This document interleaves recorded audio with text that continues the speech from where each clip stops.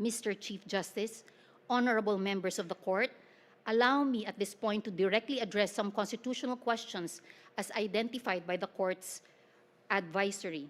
First, do unprogrammed appropriations violate Section 22, Article 7 of the Constitution? The answer is no.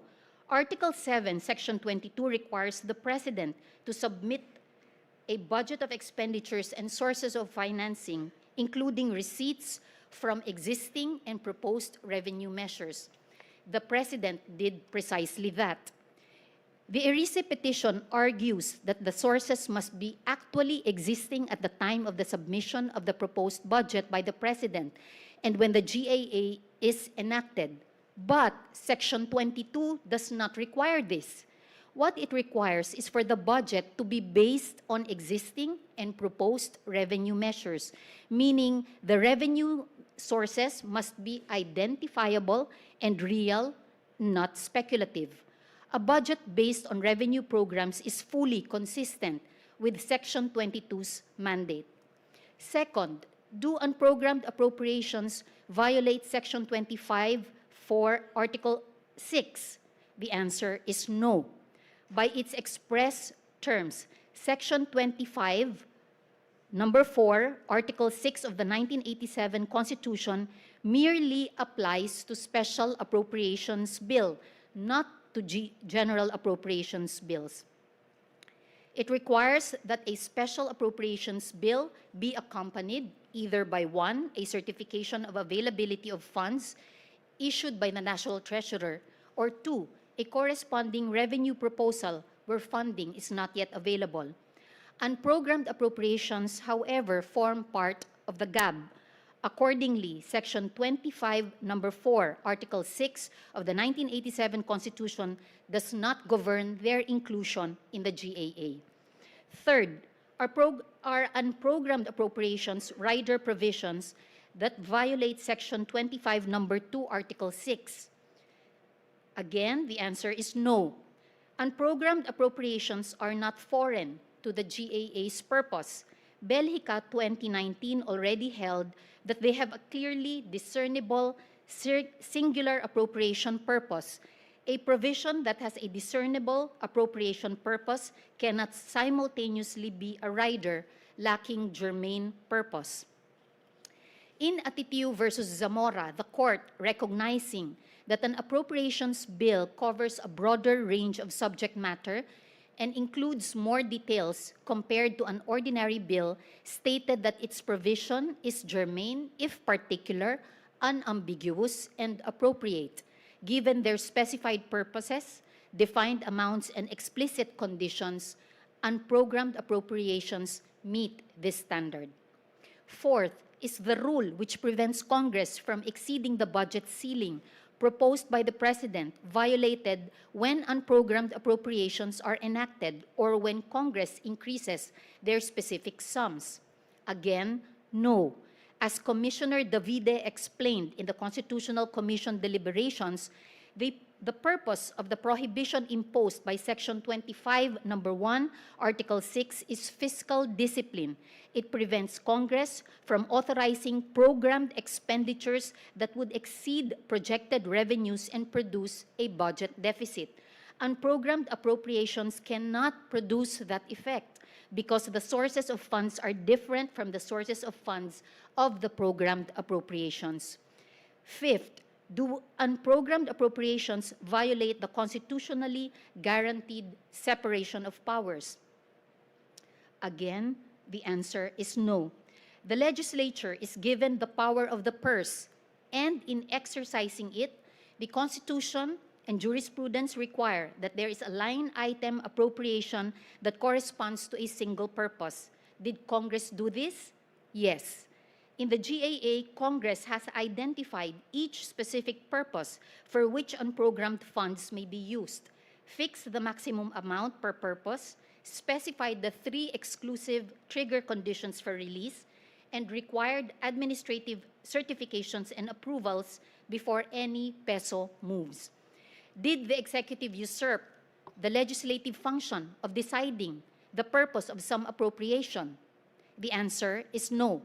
What the executive does is not legislative policy making, but administrative implementation.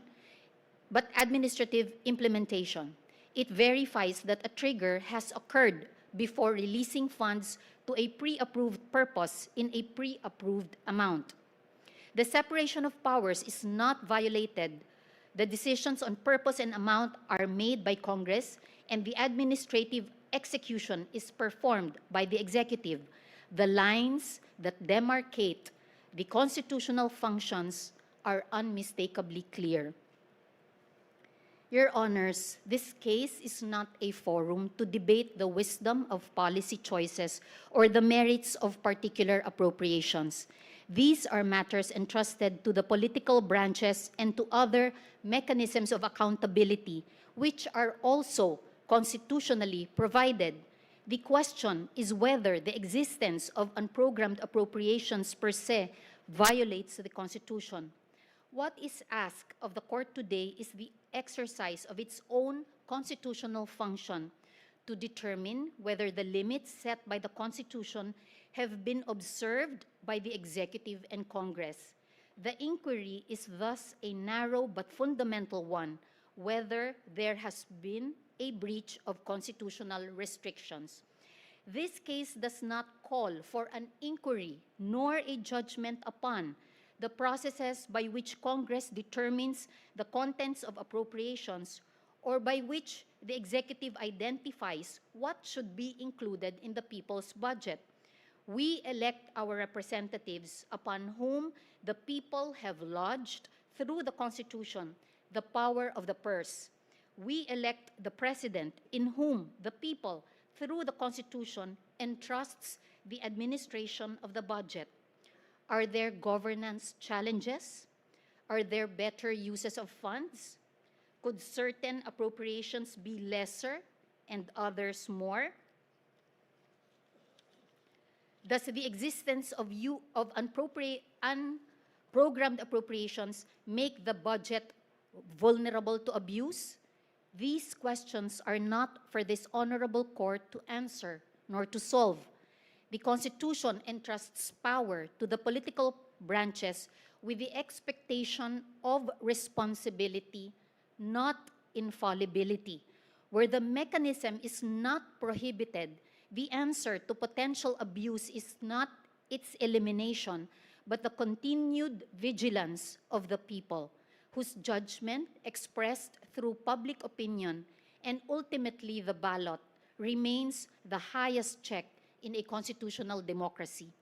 Aside from the power of the ballot, the power of legislative oversight, the power of the Commission on Audit, the power of the Ombudsman, the freedom of speech behind civil society scrutiny are crucial tools under our Constitution to hold the political branches accountable for how they exercise the budget power.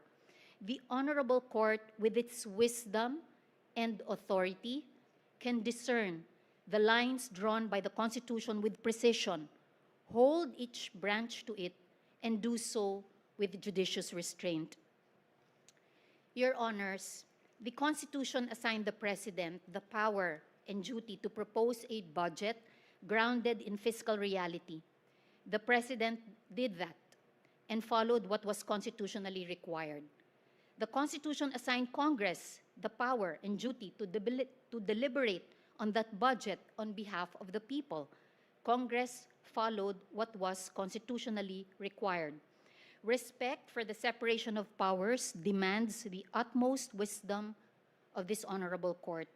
The invalidation of an entire legislative mechanism should not be done unless the petitioners have shown a clear and irreconcilable conflict with the Constitution. It is our position that they have not. Tungkulin ng kapitapitagan at kataas-taasang hukuman ito na bantayan ang mga linyang itinakda ng konstitusyon. Sa ganang amin, sa paghahandang tugunan ang mga pangangailangan ng sambayanan gamit ang unprogrammed appropriations, isinaalang-alang ng ehekutibo at lehislatura ang mga linyang ito, sapagkat ang pagmamay-ari ng kaban ng bayan ay nasa sambayanan. Maraming salamat at magandang umaga po. Thank you, Solicitor General. May we call Professor Sulita Collias Monsod as amicus to make her presentation.